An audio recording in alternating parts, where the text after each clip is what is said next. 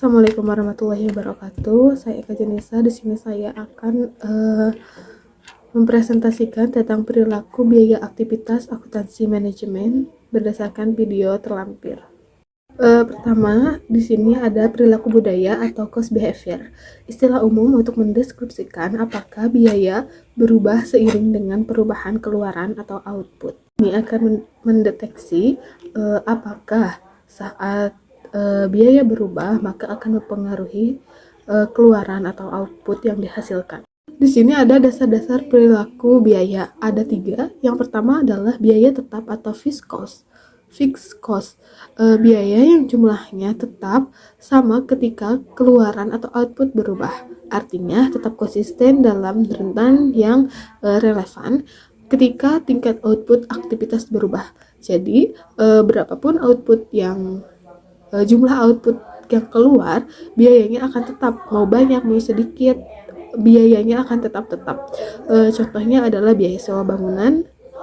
Di sini ada contohnya, misalnya sewa mesin 60.000 dengan output 0 dan biayanya tidak diketahui karena outputnya 0. Lalu di sini ada lagi output 60.000, biaya sewa mesin tetap sama 60.000 dengan biaya per unit 1. Lalu di sini ada 120, 180 dan 240. Biaya per unitnya itu akan beda-beda karena biaya output yang dikeluarkannya juga beda-beda, sedangkan sewa mesinnya tetap sama walaupun outputnya berbeda. Kedua adalah biaya variabel atau variable cost. Biaya yang dalam jumlah keseluruhan bervariasi secara proporsional terhadap perubahan output. Misalnya biaya listrik 0, output 0, biaya per unit 0. Karena tidak ada output yang keluar, maka biaya listrik pun tidak ada karena tidak digunakan. Lalu di sini ada biaya listrik 12.000, output 60.000, maka biaya per unitnya 0,20. Nah, di sini biaya listriknya berubah-ubah seiringan dengan outputnya. Outputnya semakin banyak, maka biaya listriknya pun akan semakin besar. Yang ketiga adalah biaya campuran atau mixed cost. Biaya yang memiliki komponen tetap dan variabel. Di sini ada contohnya karyawan, gaji pokok, dan komisi. Misalnya, karyawan 1 gaji pokoknya Rp100.000 dan komisi per unitnya Rp10.000. Nah, di sini yang berubah-ubah adalah komisinya per unit. Komisi per unit ini tergantung dari output yang keluar. Misalnya, 1 unit itu komisinya 10.000, tapi gaji pokoknya tetap. Maka di sini yang menjadi biaya tetapnya adalah gaji pokok dan komisi per unitnya menjadi biaya variable cost sesuai dengan output. Selanjutnya adalah klasifikasi biaya sesuai dengan perilaku. Di sini ada batasan waktu dan sumber daya dan ukuran keluaran. Batasan waktu menurut ilmu ekonomi dalam jangka panjang atau long run, semua biaya adalah variabel. Dalam jangka pendek atau short run, paling tidak satu biaya adalah tetap. Untuk sumber daya dan ukuran keluaran, setiap aktivitas memerlukan sumber daya untuk menyelesaikan tugas yang harus dilakukan. Sumber daya dapat meliputi bahan baku, energi atau bahan bakar, dan tenaga kerja, serta modal. Masukan-masukan ini digabungkan untuk memproduksi suatu keluaran atau output. Nah, inilah yang dimaksud dengan perilaku biaya. Di sini ada masukan, bahan baku, energi, tenaga kerja, dan modal yang akan disatukan menjadi aktivitas, dan setelah dikelola di aktivitas, maka keluaran aktivitas itu akan ada.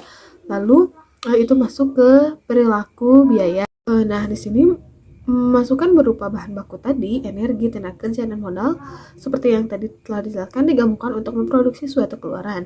Misalnya, aktivitas yang dilakukan adalah memindahkan bahan baku, maka keluaran dari aktivitas ini adalah bahan baku yang dipindahkan. Semakin banyak perpindahan yang dilakukan, maka semakin tinggi biaya perpindahan. Pemisahan biaya campuran, di sini ada metode tinggi rendah atau high low method. Suatu metode untuk Menentukan persamaan suatu garis lurus dengan terlebih dahulu memilih dua titik, titik tinggi dan rendah yang akan digunakan untuk menghitung parameter perpotongan dan kemiringan. Titik tinggi didefinisikan sebagai titik dengan tingkat keluaran atau aktivitas tertinggi. Titik terendah didefinisikan sebagai titik dengan tingkat keluaran atau aktivitas terendah. Ini ada rumus-rumusnya, yaitu biaya variabel per unit, perubahan biaya dibagi perubahan keluaran. Biaya variabel per unit, biaya tinggi dikurangi biaya rendah dibagi keluaran tinggi dikurangi keluaran rendah. Dan untuk biaya tetap, jumlah titik tinggi dikurangi perkalian dari biaya variabel per unit dikali keluaran tinggi. Untuk biaya tetap yang kedua, yaitu jumlah biaya titik rendah dikurangi biaya variabel per unit dikali keluaran rendah. Nah, di sini ada perusahaan Lasron. Kita lihat titik tingginya adalah 500 jam penyetelan dengan biaya 3.750 dan titik rendahnya adalah 100 jam penyetelan dengan biaya sebesar 1.000.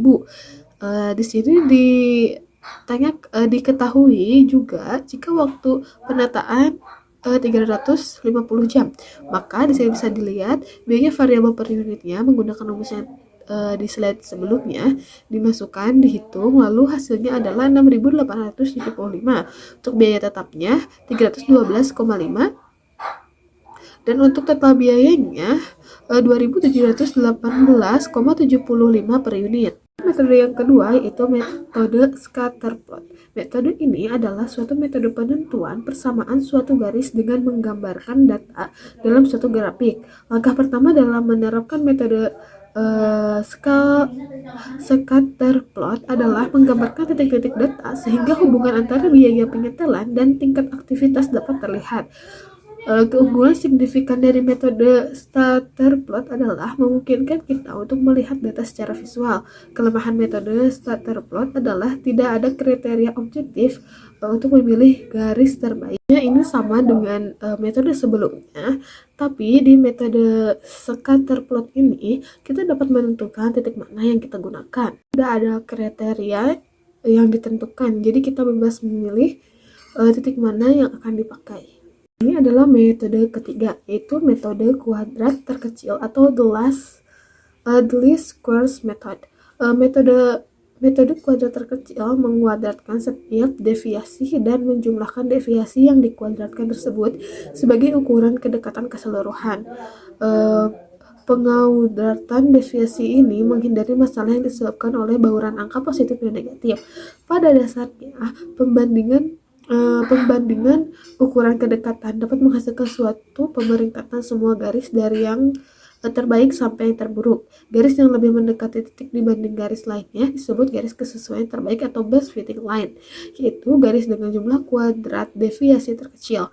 Metode kuadrat terkecil mengidentifikasi garis yang paling sesuai. Yang keempat adalah penggunaan program regresi.